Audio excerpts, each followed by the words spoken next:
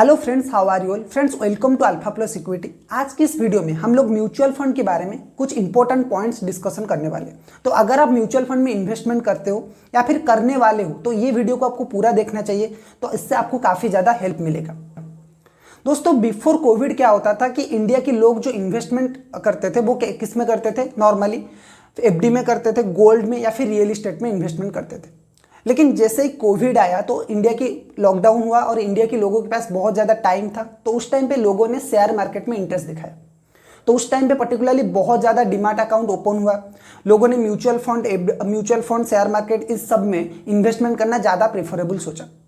लेकिन जैसे ही यहाँ पे लॉकडाउन वगैरह ओवर हो गया, सब कुछ नॉर्मल हो गया, फिर भी कुछ लोग थे जो इन्वेस्टमेंट करने लगे और कुछ लोग थे जो कि शेयर मार्केट से एग्जिट ले लिया।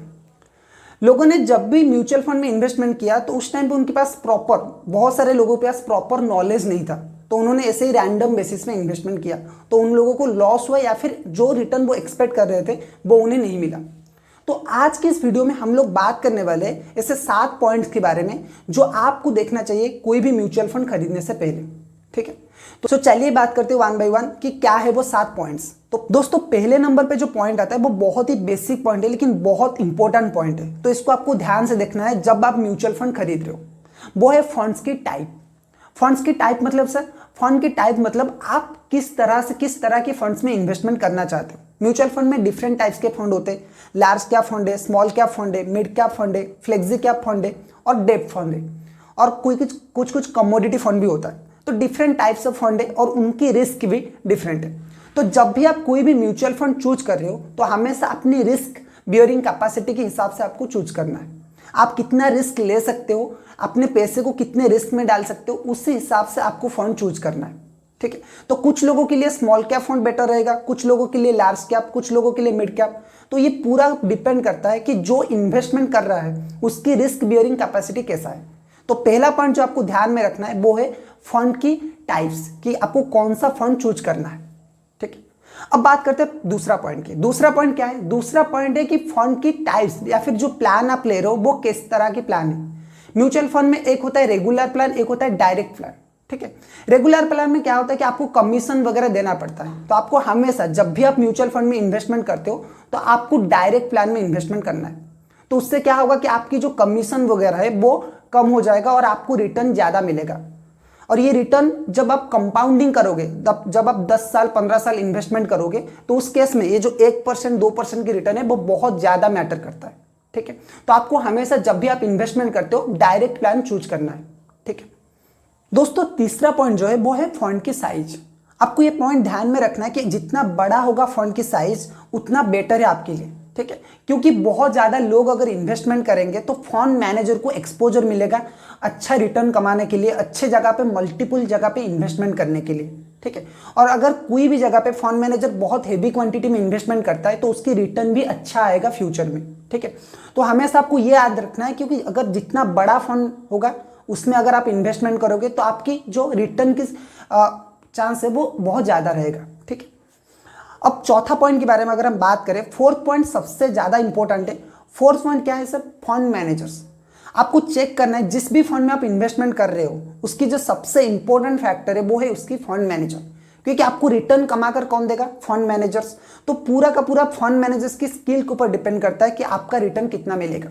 ठीक है, आप इस तरह से समझ सकते हैं कि जो भी आप पैसा लगा रहे हो, अगर वो एक पैसेंजर है और जिस फंड पे आप लगा रहे हो वो अगर एक गाड़ी है, तो उसको चला कौन रहा है? Fund managers.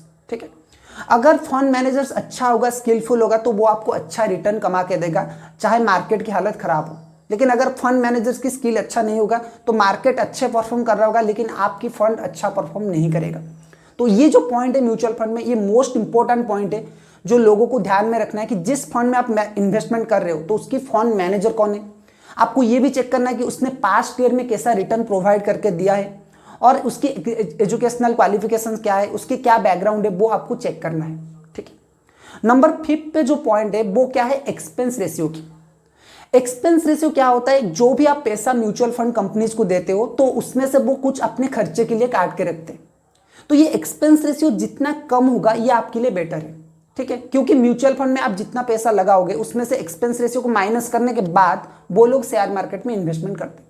तो एक्सपेंस रेशियो कम होगा तो आपकी पैसा ज़्यादा शेयर मार्केट में इन्वेस्टमेंट होगा। ठीक है, तो आपको ये चेक करना है कि जिस म्यूचुअल फंड में आप इन्वेस्टमेंट कर रहे हो उसकी एक्सपेंस रेशियो क्या है। ठीक है दोस्तों, 6 नंबर पे जो पॉइंट है वो है entry load and exit load. ये भी आपको चेक करना है कि जिस फंड में आप इन्वेस्टमेंट कर रहे हो उसमें कोई एंट्री लोड या फिर एग्जिट लोड है क्या। सर ये एंट्री लोड एग्जिट लोड क्या होता है?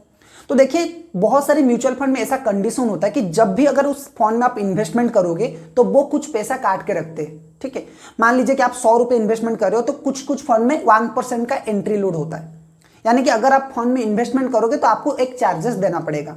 ठीक है, सिमिलरली एग्जिट लोड क्या होता है? अगर एक पर्टिकुलर पीरियड से पहले, मान लीजिए कि 1 महीना हो गया फिर 1 साल हो गया, अगर उससे पहले आप फंड को विड्रॉ करते हो तो कुछ फंड एग्जिट लोड लगाते हैं, यानी कि वो 1% माइनस करके आपको बैलेंस पैसा पेमेंट करेंगे। तो अगर आपको जिस फंड में आप इन्वेस्टमेंट कर रहे हो तो आपको ये चेक करना है कि उस फंड में कोई एंट्री लोड या फिर एग्जिट लोड है क्या। अगर एंट्री लोड एग्जिट लोड नहीं है या फिर बहुत कम परसेंट का है तो आपको उस फंड में इन्वेस्टमेंट करना है। ये सारे पॉइंट दोस्तों आपको ध्यान रखना है क्योंकि इससे आपकी रिटर्न अफेक्ट हो सकता है। भले ही 1% 2% की हो, लेकिन जब आप 10 साल 15 साल ऐसे इन्वेस्टमेंट करोगे ये बहुत बड़ी अमाउंट होके आता है। ये 1% 2% बाद में बहुत बड़ा अमाउंट होता है कंपाउंडिंग के साथ। ठीक है, तो ये सारे पॉइंट्स आपको ध्यान रखना है अगर आप अच्छा रिटर्न कमाना चाहते हो।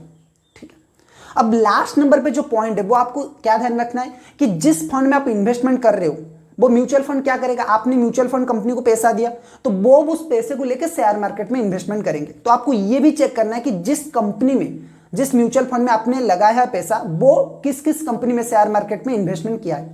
ठीक है, और उस जो फंड में उसने इन्वेस्टमेंट किया है उसकी पास्ट रिकॉर्ड्स क्या क्या है। ठीक है, मान लीजिए कि किसी कंपनी ने रिलायंस में, HDFC बैंक, इन्फोसिस ऐसे फंड्स में इन्वेस्टमेंट किया है तो आपको चेक करना है कि इन कंपनीज की पास्ट ईयर्स की रिटर्न क्या है। ठीक है, और एक जो इंपॉर्टेंट पॉइंट है, एडिशनल पॉइंट, वो ये है कि कोई भी म्यूचुअल फंड में अगर आप इन्वेस्टमेंट कर रहे हो तो आप थोड़ा सा लॉन्ग टर्म के लिए इन्वेस्टमेंट करिए ताकि आपको कंपाउंडिंग का इफेक्ट ज्यादा मिलेगा, क्योंकि लॉन्ग टर्म में शेयर मार्केट ज्यादा ग्रो करता है। ठीक है, तो दोस्तों ये थे कुछ पॉइंट्स जो आपको ध्यान में रखना है before investing into any mutual fund. ठीक है, तो अगर आज की वीडियो आपको इन्फॉर्मेटिव लगा है तो वीडियो को लाइक करिए, चैनल को सब्सक्राइब करिए। हम फिर मिलेंगे एक नए वीडियो के साथ। Till then keep learning, keep investing.